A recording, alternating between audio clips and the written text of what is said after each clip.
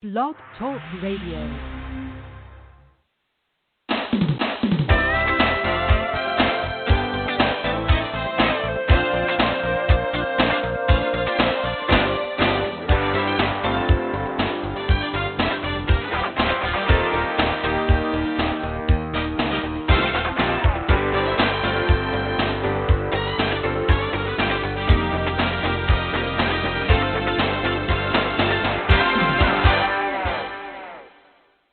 Good morning. I'm your host, Definiteness, and you're listening to Live Without Limits, coming to you from the Blog Talk Radio studios. And today's topic is the definite major purpose, Napoleon Hill, on how to accomplish anything. The purpose of life is a life of purpose, said Robert Burns. And that is so true, because all of us have a purpose in life. All of us are unique. All of us bring something different to the world, and that's our calling. The idea is that sometimes we don't really know what our calling is, because we tend to evolve. Who we are when we're in our 20s is different from who we are in our 30s. Is different to who we are in our 40s, our 50s, our 60s, and so on, because we're constantly evolving. Every day of our life we experience something new, and those experiences help change us. Napoleon Hill was a great teacher to millions of people, since his first book was published in 1925. Hill was also a tremendous inspiration to me. I read his book, Think and Grow Rich, which is among the 10 best-selling self-help books of all time, dozens of times, literally dreams, dozens and dozens of times. I want to share with you Hill's insight on what he called definiteness of purpose. Since Hill first published these ideas, millions of people have used them to become successful. And it's said that Napoleon Hill and his philosophy created more millionaires than anyone else in history. Now, here's the thing. We are who we are because we're the sum total of our experiences. But here's the other thing. We tend to, as children, remember, you have parents who will constantly say things to you like, you're a great person. You can do anything you can choose. And then you may have parents who say, but you're helpless and you're worthless and you can't accomplish anything.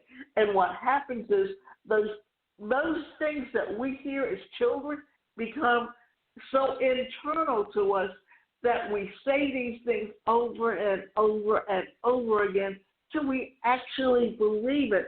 And it's learning to overcome those negative thoughts that you have to turn around. And I talked about and actually referenced and created an e-learning course around the laws of attraction and how to think more positively and how to get beyond those limiting beliefs that we have simply because others have told us that we have limiting beliefs. And all of that has nothing to do with you. It has more to do with the individual who was telling you that, either because it was something that they heard or it's because they feel inferior in some way to other people due to their own experiences, or that they have a fear of success, and that's what they're passing along. Because you know what? What one person experiences firsthand and the things they tell you and you internalize are really secondhand to their experiences. So how are you going to take your experiences and make yourself a better person? Definiteness of Purpose. So with that background, let's look at the first of Hill's principles, that of definiteness of purpose. What Hill was really noticing in all the successful people he studied was that each of them had decided on something, some purpose upon which to focus their minds. I would like you to also to begin looking for a definite purpose, something that you can focus your mind on. Hill said that adopting a definite purpose or a major purpose was the starting point of all achievement. You don't have to want to build a transcontinental railroad or invent the personal computer or have some huge goal. Your definite major purpose should be what you want it to do, large or small, or something in between. He'll notice that there was some very powerful advantages that you immediately gain when you adopt a definite purpose in life. That is to say, when you focus your mind on something that you really want to take action on, then you should go out and get it. Now, here's the thing. I grew up with a disability at a time when society didn't even recognize its disability community. Therefore, there was no IDEA, which is the Individual Disability Education Act. There were no such things as IPP, which was, or an IEP, which is an individual education plan, where the teacher sits down with the parent and sets out goals for the student, and they understand how they learn differently and work with them. Then when I graduated college, there was no ADA. You had the Rehabilitation Act of 1973, which addressed those issues, but there was nothing in it to force companies to actually hire people with disabilities. It took the Americans with Disabilities Act and their clause that talked about the fact that someone with a disability felt that they were being discriminated against and they could prove it. They could go to the IEC or the Department of Justice and file a lawsuit. The idea being that there should be equal opportunity for everyone, no matter whether or not you have a disability or whatever. And because of that, I would have eventually probably become self-employed anyway, but I basically had no option but to look at self-employment. And didn't have the money to get started because I hadn't worked anywhere where I'd been working long enough to build up the savings because I wasn't making a whole lot of money, didn't have family support systems where they believed in me, and it was up to me to find that way to succeed on my own terms. So I knew that one of the best things that I like to do was stand up in front of people and talk. And the best way to become better at it was to take Toastmasters and join the National Speakers Association where I lived in Atlanta, and to learn some of the basic platform skills. And yet, I also became associated with companies where, because my background was in mental health and psychology, that I had learned how to do assessments. So by becoming associated with companies where they had assessment profiles that were really easy to use and simple and could be used in packages with training programs, then that became my avenue of being self-employed. But at the same time, I did not have the mobility to get around to really put together all of those packages. And as a speaker, I needed to be able to put together a media kit and put it out. So it kind of stalled my career in that direction, but eventually as the internet came into play and websites came into play, then that opened up a whole new avenue and an opportunity for me to play on an equal field with everyone else. Positive qualities. The first of these advantages is that you immediately begin to develop a number of positive and very useful qualities, including self-reliance, personal initiative, imagination, enthusiasm, self-discipline, and concentration on effort. If you've ever wondered why certain people seem to have those qualities and others don't, you now know. Those who have the qualities that have adopted a definite purpose, they have decided to focus their mind on attainment of some purpose. And as soon as they do, all kinds of inner resources instantly become available. Now, in my case, whenever someone told me I couldn't do anything, that was like putting a red flag in front of me and daring me to prove them wrong. And why was that? Because my personality was such that I was outgoing and that I liked being around people. But because I was different and you didn't see people with disabilities out in the community, I was teased and laughed at and did not have a family that I could turn to that would say, hey, we love you as you are and you can do whatever you choose to do. So I had to be the one to find a way to believe in myself. And that's why I ended up in the field of psychology and mental health and rehabilitation counseling, because it has evolved to where what I do is help people overcome their personal obstacles and get beyond their comfort zones. And one of the things that I do is that I help business owners with their online presence and how to build and market a business online. When you focus your mind on something, the act of doing this makes what you focus on happen in reality. This is partly how this happens. Your mind becomes clearer. You become self-reliant. Your imagination comes alive, and you gain enthusiasm and self-discipline. Advantage number 2, specialized knowledge.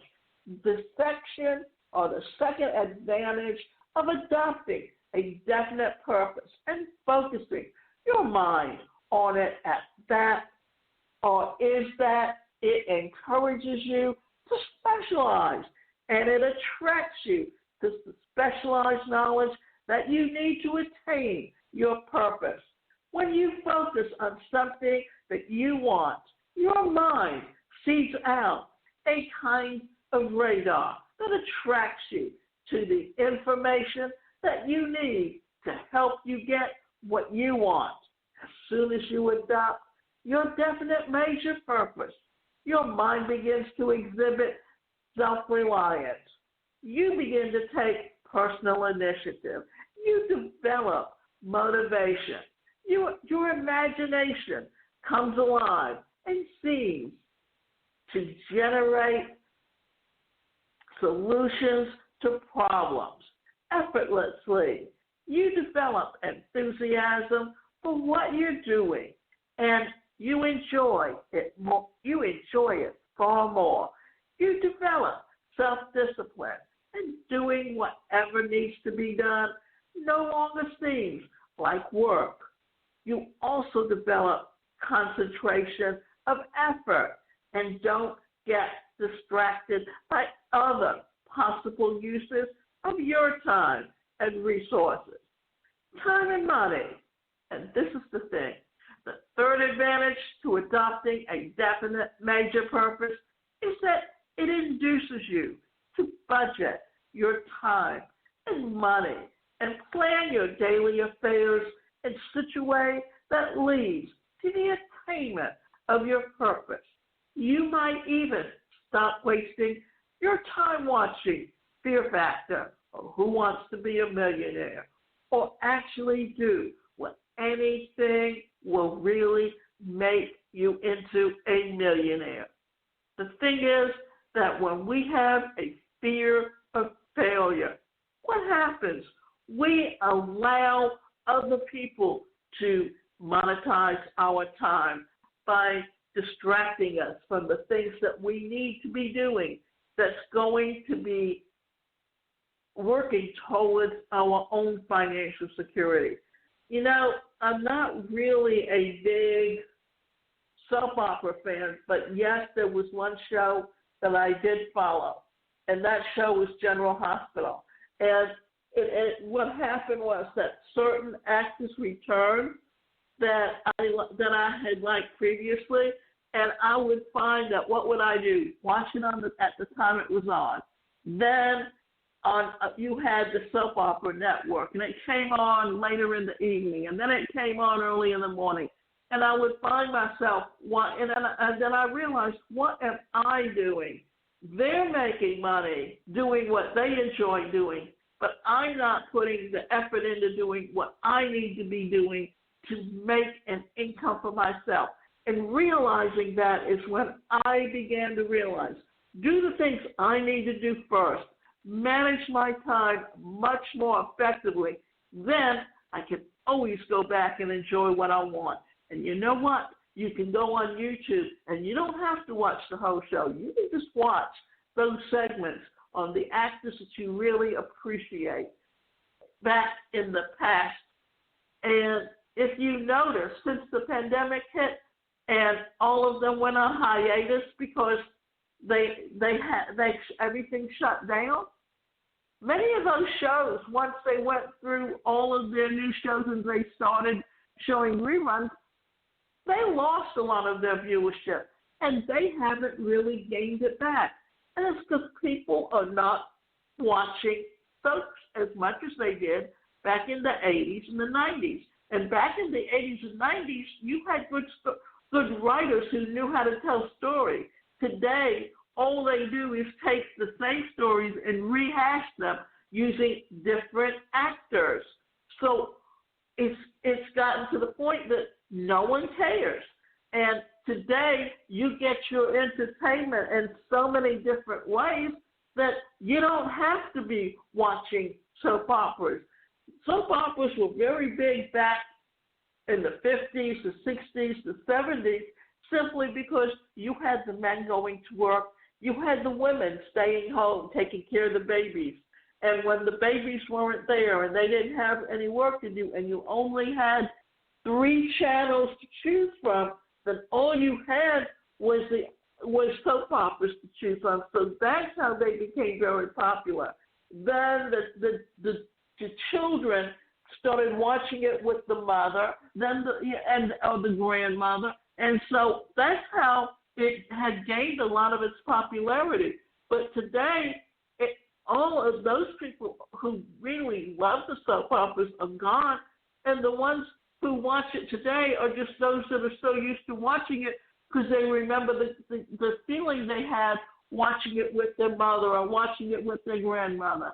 So the attitudes, and that's why you also see soap operas sort of migrate to online through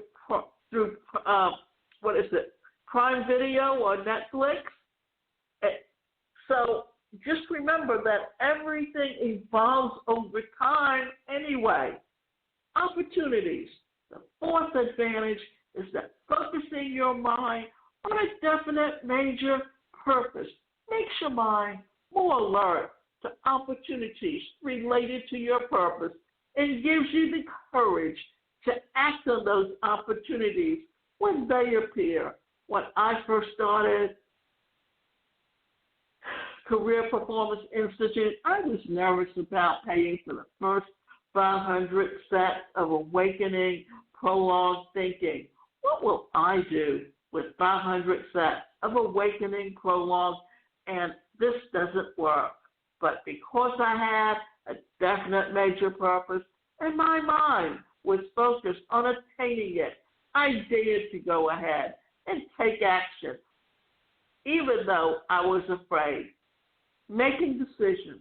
In fact, the fifth advantage to having a definite purpose and focusing your mind on it is that it develops a capacity to reach decisions quietly and firmly. Successful people make decisions as soon as enough facts are available and change them slowly, if ever. And the reason they can make such decisions is that their mind is focused on what they want. Many positive qualities, including decision-making, will come to you, according to Hill's research, just by adopting a definite purpose and focusing your mind on an attainment of that purpose. Cooperation. The sixth advantage to adopting a definite purpose is that doing so inspires the cooperation of others and attracts their favorable attention. This is one of the keys of getting those with more resources and more pull to help you. This is how I and many other well-known people helped me along the way. I had no more pull than you do with such people when I started, but my definiteness of purpose has somehow attracted those and other people to help me over and over. The same thing will happen to you as you adopt a definite purpose. You will attract the favorable attention and cooperation of others. Always remember this. It's up to you to understand what your purpose is and to state it. You have to have an elevator speech. And in that elevator speech, you need to tell someone within 30 seconds exactly what you do. Advantage number 7, the 12 great riches. But wait, there's more. Definiteness of purpose according to Hill, and he should know, all brings to you what he calls the 12 great riches of life.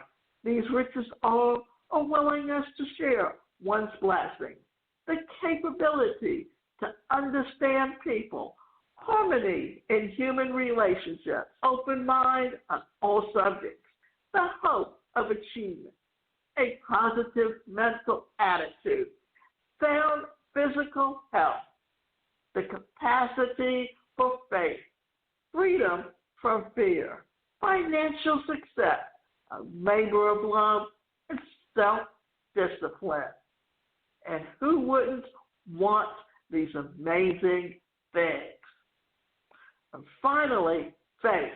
The 8th advantage, according to Hill, is that most important is that the definiteness of purpose prepares the mind for faith, which makes the mind positive and frees it from fear, doubt, discouragement, indecision, and procrastination.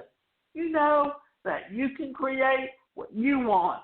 And when you take the way, nothing can stop you. Advantage number 9, successfulness or success consciousness.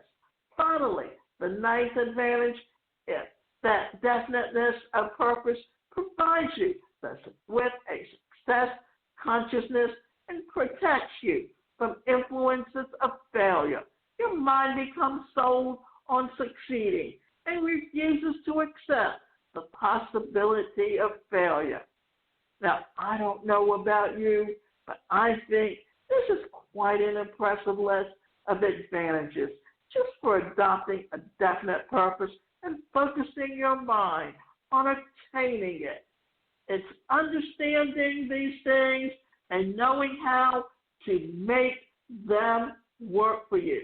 You know, we're the sum total of our experiences, and we're also the sum total of the things that we put into our mind.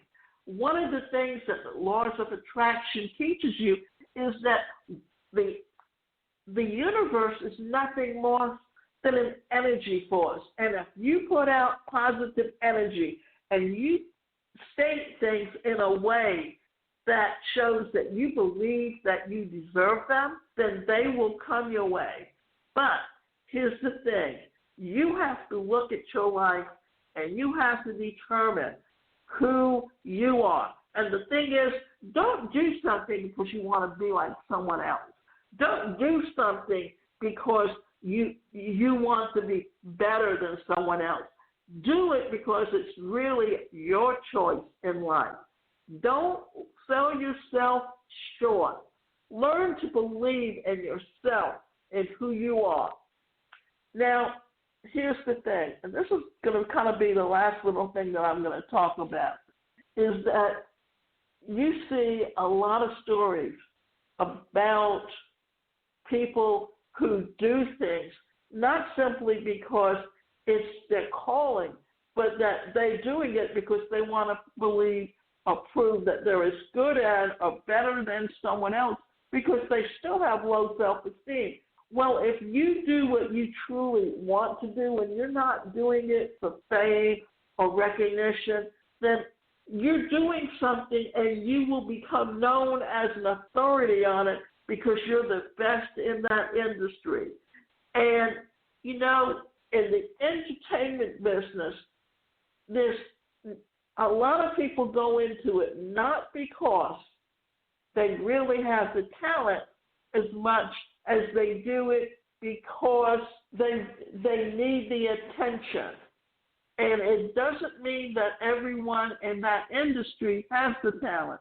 That's why only 0.1% of people who go into that industry are wildly successful because it's a natural talent.